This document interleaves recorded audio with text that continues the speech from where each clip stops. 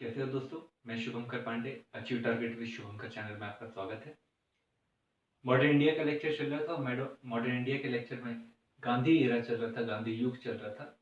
और गांधी युग के हमने दो लेक्चर बनाए। एक गांधी जी का ओवरव्यू हमने देखा और दूसरा गांधी जी की विचारधारा और उनकी कार्य पद्धति। आज का लेक्चर और कल के लेक्चर में और शायद परसों के लेक्चर में गांधी जी के समय में घटने वाली विभिन्न प्रकार की घटनाएं के कारण, प्रभाव और उसका सिविल सेवा की परीक्षा में क्या महत्व है, उसके बारे में हम पढ़ने की कोशिश करेंगे। तो आपको हमने पहले ये बता दिया था कि भैया गांधी जी का जन्म हुआ और फिर बाद में 13 वर्ष की आयु में उनका विवाह हुआ, शिक्षा के लिए बाहर गए, लॉयर की शिक्षा प्राप्त की और फिर बाद में प्रैक्टिस करने के लिए दक्षिण अफ्रीका गए। और दक्षिण अफ्रीका में जाने के बाद में जब वहां पर नस्ल भेद संबंधी टिप्पणियां और कानूनों को देखा तो उसके बाद में उनकी आत्मा को झंझोर दिया और उसके बाद में अपने पेशे को छोड़कर उनके द्वारा लोक कल्याणकारी कार्यों में अपने आप को झोंक दिया। और झोंकने के बाद में एक बड़ी ख्याति प्राप्त की और ख्याति प्राप्त करने के कारण भारत में आने से पहले उनकी ख्याति पहुंच गई। और ख्याति पहुंचने के कारण गांधी जी जब भारत आए तो उनको एक ओजस्वी नेता के रूप में भारतीय जनता देखने लगी। और जब वो 1915 में आए तो उसके बाद की कहानी अब हम आपको एक एक पॉइंट लेकर बताने की कोशिश करते हैं। 1915, थोड़ा सा डेट याद रखिएगा। 1915, 9 जनवरी 1915, इस दिन वो आए और इसी दिनांक को प्रवासी दिवस के रूप में मनाया जाता है हमारे देश में। कौन से दिवस के रूप में? प्रवासी दिवस। 15 में आए और इसी दौरान चल रहा था एक युद्ध जिसे फर्स्ट वर्ल्ड वॉर के नाम से जाना जाता है। फर्स्ट वर्ल्ड वॉर 1914 से लेकर 1918 तक चला। और इस वर्ल्ड वॉर में ब्रिटिश शामिल था और गांधी का जो दर्शन कह रहा था कि कठिन परिस्थिति में किसी भी प्रकार से युद्ध नहीं करना चाहिए, कोशिश नहीं करना चाहिए कि सामने वाले व्यक्ति को और अधिक कठिनाई में डाले। और यही कारण है कि गांधी ने इस युद्ध के समय में ब्रिटिश का प्रत्यक्ष विरोध करने की कोशिश ना करके मदद करने की कोशिश की। और मदद करने की कोशिश में एक और दर्शन था कि भैया अगर आप मदद करेंगे तो शायद युद्ध जब जीत जाएंगे तो अंग्रेजों की भारतीयों के प्रति सहानुभूति आएंगी। और जब सहानुभूति आएंगी तो स्वाभाविक रूप से भारतीयों को जो चाहिए था स्वशासन, वो मिलेगा। और यही बात को कहते हुए गांधी जी के द्वारा इस समय में भारतीयों को सेना में भर्ती करने के लिए प्रोत्साहित किया और इसलिए उनको भर्ती करने वाले सार्जेंट की भी उपाधि दी गई। पर जैसे ही 1918 हुआ, युद्ध में जीत प्राप्त हुई, तो युद्ध में जीत प्राप्ति के दौरान गांधी जी का कहना था कि भैया इसमें हमें भारतीयों के को अंग्रेजों के खिलाफ नहीं जाना चाहिए। एक गांधीवादी विचारधारा को मानने वाले लोगों ने इस बात को माना। पर जो क्रांति काल था, जो स्वदेशी आंदोलन के बाद चला था, जो 1907 से लेकर 1915 तक के माना जाता है, और दूसरा क्रांतिकाल मैं आपको फिर से बताऊंगा, एक क्रांतिकाल के लिए मैं एक वीडियो ही बनाऊंगा। तो इस क्रांतिकाल में मैं इस क्रांतिकाल की बात नहीं कर रहा जो 1922 से लेकर 1930 तक के चला। इस क्रांतिकाल में जो गांधी जी की विचारधारा को मानने वाले लोग थे, गांधी जी की बातों से इत्तेफाक नहीं रखते थे। और इत्तेफाक नहीं रखने के कारण इनके द्वारा लगातार अंग्रेजों के खिलाफ लगातार कार्य किया गया और जिसके कारण अंग्रेजी सत्ता भारत में कहीं ना कहीं अपने आप को अस्थिर मान रही थी। जब अस्थिर मान रही थी तो इसी दौरान जब युद्ध चल रहा था तो उन्होंने अंग्रेजों ने भारतीय इस विद्रोह को दबाने के लिए 1911 का एक अधिनियम भी लाया था, जिसको प्रिवेंटिव डिटेंशन एक्ट भी नाम से हम बोल सकते हैं। पर वो एक्ट उतना प्रभावी नहीं रहा, परंतु उसके माध्यम से कई सारे लोगों को भारत से बाहर भी भगाया गया, जिसमें भगत सिंह के चाचा जी और लाला लाजपत राय, लाला हरदयाल जैसे कई सारे नेता थे, जिनको भारत से निर्वासित भी किया गया, जो कहीं न कहीं इस क्रांतिकारी गतिविधियों में शामिल थे।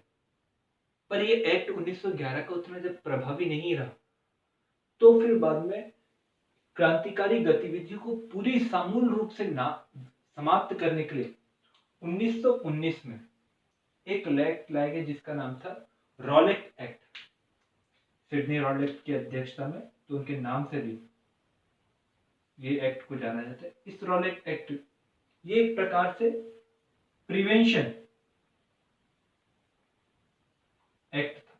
प्रिवेंशन एक्ट में आपको जब भारतीय संविधान बताऊंगा, तो भारतीय संविधान में अनुच्छेद 22 में आपको इसका जिक्र जरूर मैं बताऊंगा, और इसका जिक्र बताते हुए कई सारी घटनाओं को भी मैं बताने की कोशिश करूंगा।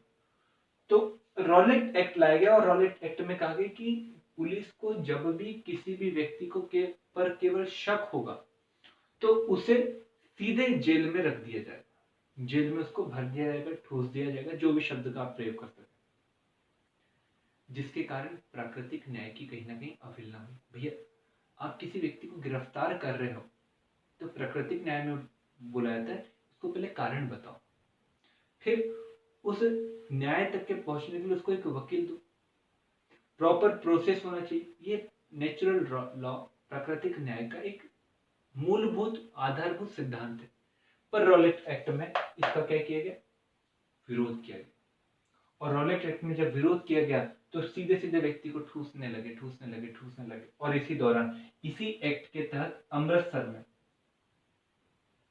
अमृतसर में दो व्यक्तियों को, एक डॉक्टर साहब थे और एक और प्रमुख व्यक्ति थे, इन दोनों व्यक्तियों को गिरफ्तार कर लिया गया और जेल में डाल दिया गया।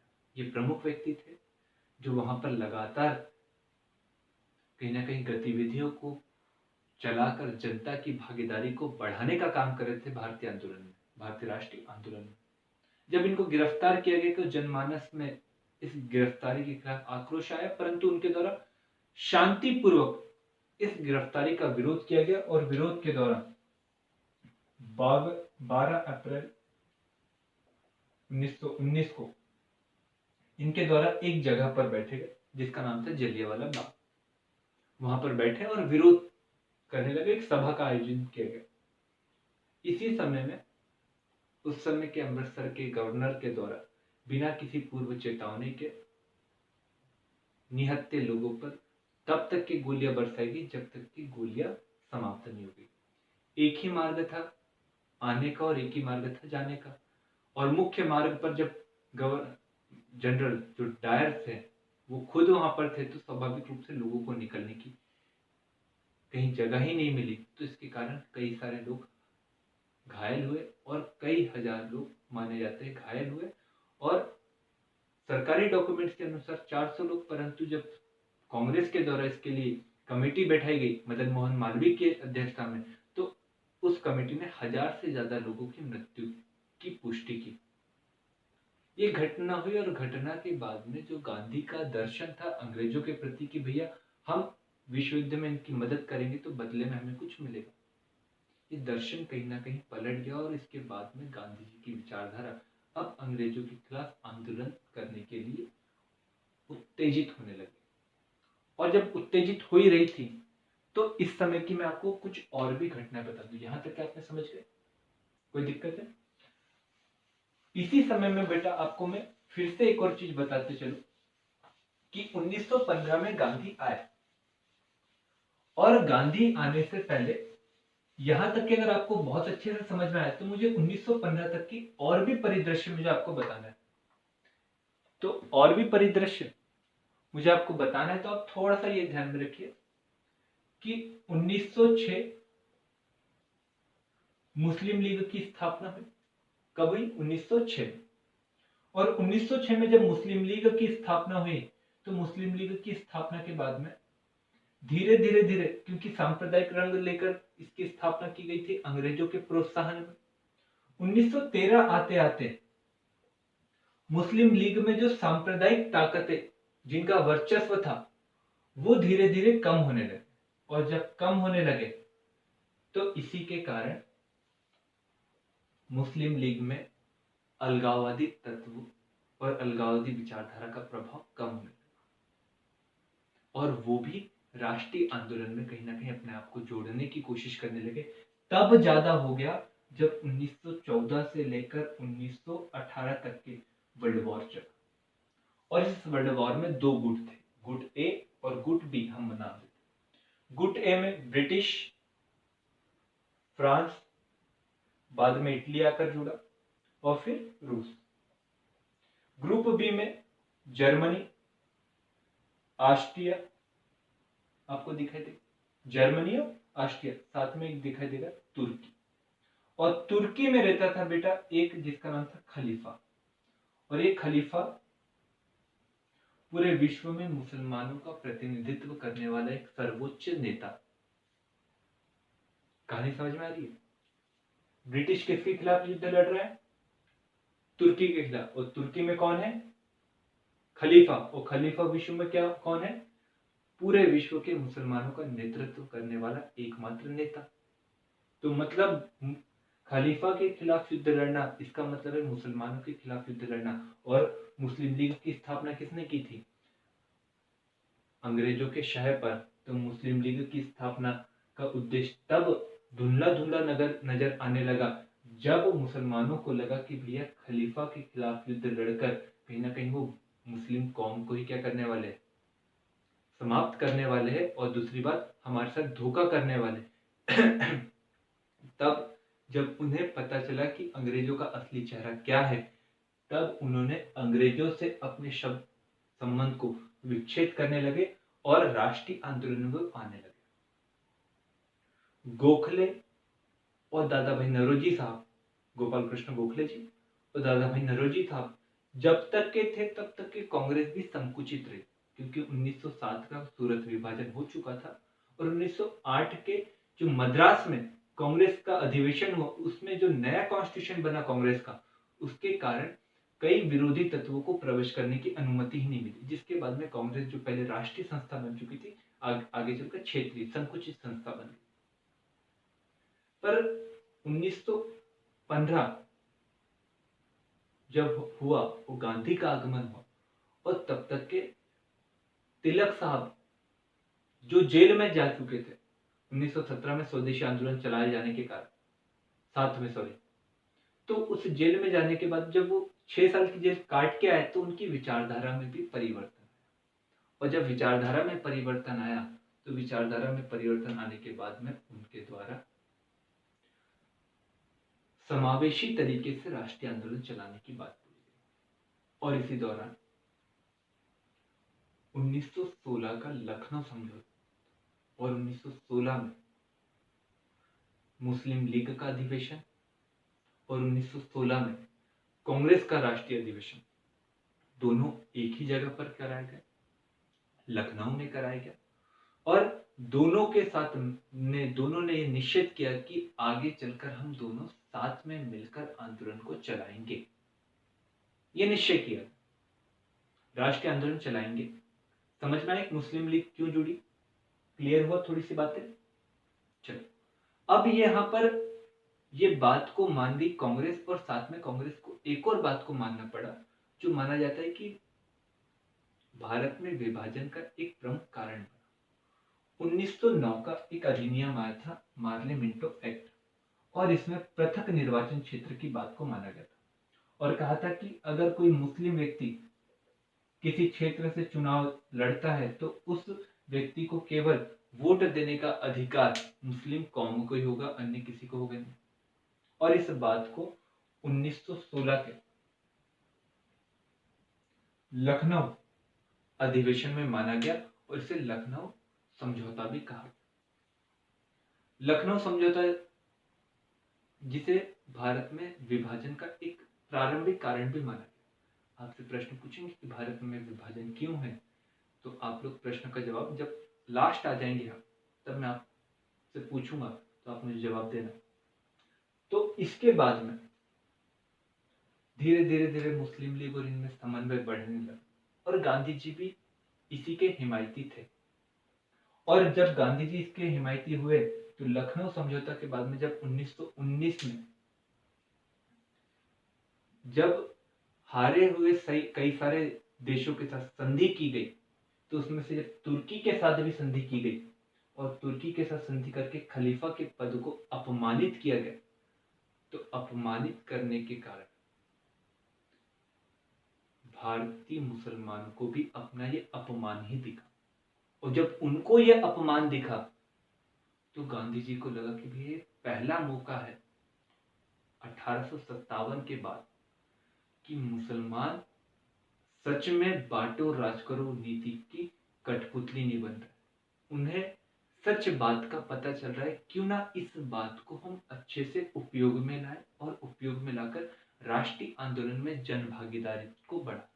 और यही कारण रहा कि जलियांवाला बाग हत्याकांड एक तरफ हुआ जिससे गांधी जी दुखी थे ही, साथ में जब खलीफा के साथ अपमानजनक संधि मित्र राष्ट्रों के द्वारा की गई थी, जिसमें ब्रिटिश, फ्रांस, आपको इटली और रूस दिखाई दी, तो जब इन लोगों के द्वारा संधि की गई तो खलीफा पद के अपमान का बदला लेने के लिए गांधी जी के द्वारा असहयोग आंदोलन के साथ एक और आंदोलन चलाया गया जिसका नाम था खिलाफत आंदोलन।